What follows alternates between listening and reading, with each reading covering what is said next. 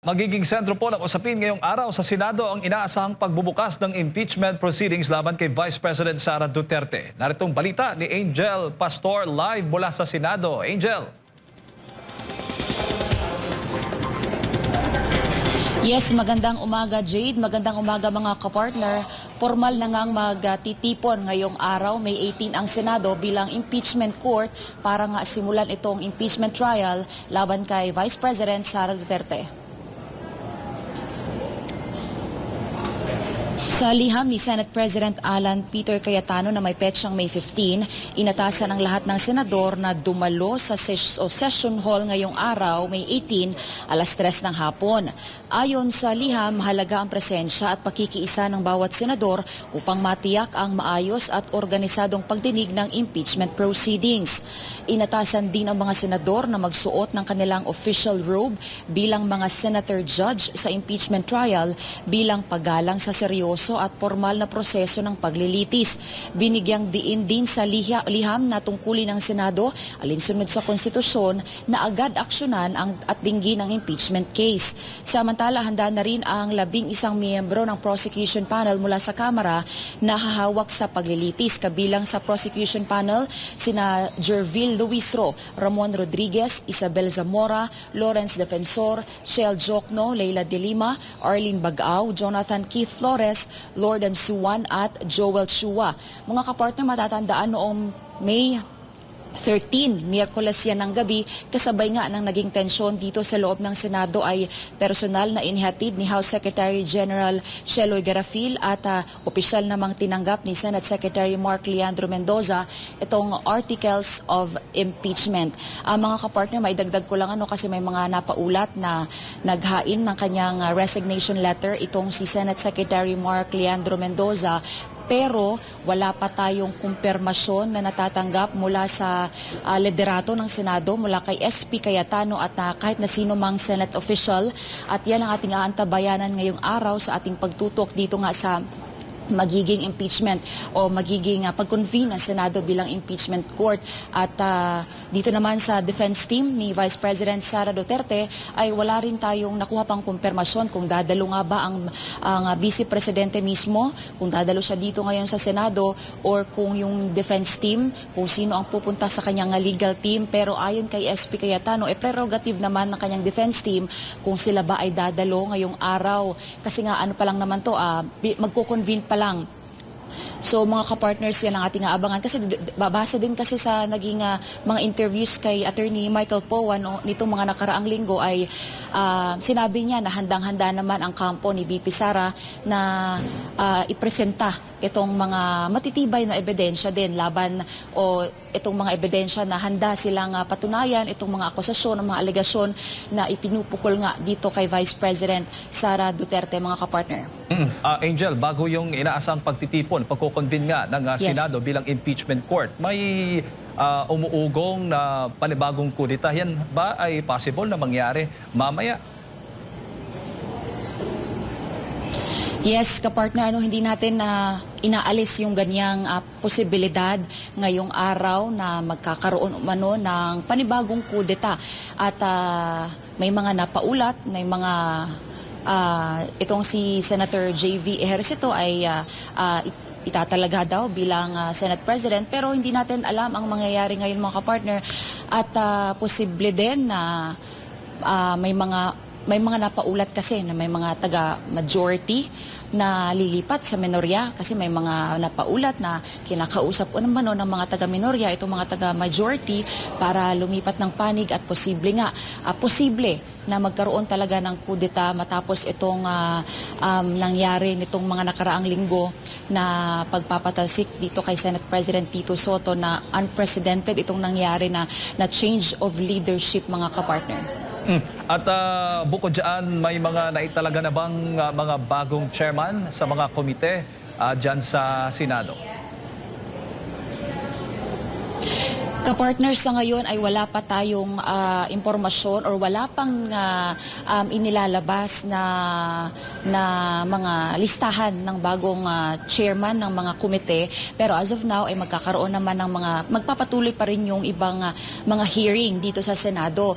In fact, itong komite ni Senator Pia Cayetano, itong Committee Ways and Means ay magkakaroon ng hearing kaugnay dito sa kanyang hinahawakang komite mamaya yung alas 12 ng tanghali.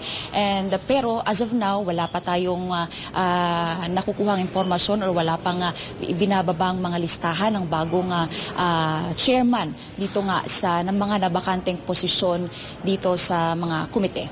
So far naman, Angel, ay normal naman ang sitwasyon dyan sa Senado, sa labas. May mga supporters, mga nagpo-protesta ba? Ano bang sitwasyon ng Senado ngayon, loob at labas? Yes, kapartner. Yes. Dito sa labas, sa loob ng Senado mismo ay very normal naman yung kumbaga back to normal yung operation, yung pasok dito sa Senado. Sa loob ito yung mga empleyado, patuloy yung pagpasok ng mga empleyado. Pero doon sa labas ay ngayong araw inaasahan natin na magkakaroon nga ng mga rally dito sa anti and pro na mga rallies sa labas yan ng Senado against impeachment. Of course, itong mga pro-impeachment, aasahan natin yan mga kapartner. And sa ngayon, dito sa loob ay wala pa naman masyadong mga nangyayari. And maybe later magkakaroon ng mga inaasahan ng mga pangyayari. Hindi natin alam mga kapartner. So far, tahimik pa naman dito sa loob ng Senado. At si Osaa Mau Aplasca. Yes, si Osaa Mau Aplasca ay nanatili pa rin sa kanyang katungkulan ngayon sa kabila nga ng order ng ombudsman laban sa kanya. Yes, kapartner, si General Mau Aplasca ay yun nga.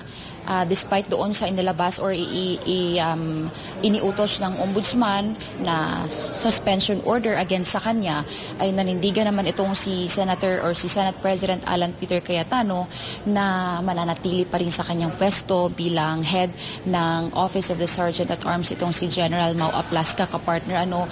Pero kung matutuloy man itong kanyang suspension order ay wala pa tayong nababalitaan kung sino man ang papalit sa kanya na acting head ng OSAA as of now, mga kapartner. Angel, si Admar ito, clarify ko lang, purely impeachment lang ba Yes. yung pag-uusapan ngayon or may ibang agenda during sa plenary session? As of now, mga kapartner, purely impeachment pa lamang itong pag-uusapan mamaya sa session. Pero aside dito sa session mamaya, may mga committee hearings nga na gagawin itong ibang mga committee. Yung nasabi ko nga kanina, yung kay Senator Pia Cayetano sa Ways and Means, ay magpapatuloy yung kanyang, as of now, siya komite pa lang niya yung magkakaroon ng committee hearing ngayong araw. And yun nga, wala pang ibang agenda itong gagawin mamaya. As of now, impeachment case or impeachment topic pa rin ang pag-uusapan ngayong araw. Kapartner. Clarify ko lang, Angel din, kung andyan na ba, meron ka na bang mga namataan na mga senador dyan, lalo na Senador Robin Hood Padilla, kasi sinasabi nga na person of interest daw siya ng otoridad ngayon. At meron ba kayong naririnig dyan na posibleng pagsipot ni Senador Bato de la Rosa para sa pag-convene ng impeachment court maya-maya? Ngayon, sa ngayon mga kapartner, wala pa talaga tayong info regarding ditong kay Senator Robin Padilla kung dadalo ba. Kasi nga yun nga ay napabalita na kasama niya na lumabas sa Senado itong si Senator Bato de la Rosa. And hihintayin natin itong ating mga kasamahan din na especially yung mga senador na mga dadalo ngayon dahil for sure magkakaroon tayo ng mga panayam sa kanila at kukumpirmahin natin kung ano nga ba talaga ang mga mangyayari ngayong araw. Kasi nga dito sa nangyari nitong nakaraang linggo ay after nitong nagkaroon nga ng tensyon dito sa loob ng Senado ay wala pang ibang senador ang nagkukumpirma kung sila nga ba ay dadalo nga ngayong araw. Pero base na nga sa kautusan ni SP Cayetano ay inaatasan sila na dumalo ngayong araw para mag-convene nga itong Senado bilang impeachment court dito sa impeachment trial kay Vice President Sara Duterte. Ayan, maraming salamat Angel Pastor live mula dyan sa Senado.